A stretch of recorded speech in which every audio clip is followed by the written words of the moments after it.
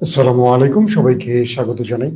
মাসুম মাহবুব দেখছেন open the YouTube channel এবং মাসুম মাহবুব Facebook page. এক দর্শক প্রশ্ন করেছেন, মাসুম ভাই আজ সারাদিন কোনো নিউজ নাই।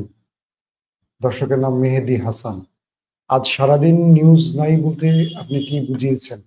আজ সকাল 10:30 কিংবা 11টা একবার লাইভ করেছি, সন্ধ্যা রাত 7টায় লাইভ করেছি, এখন রাত 11টা।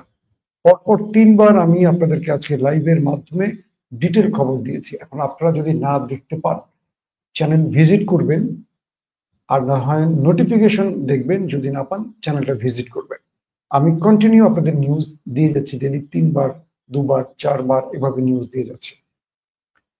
দর্শক, আমার কাছে বেশ কিছু ব্রেকিং খবর আছে।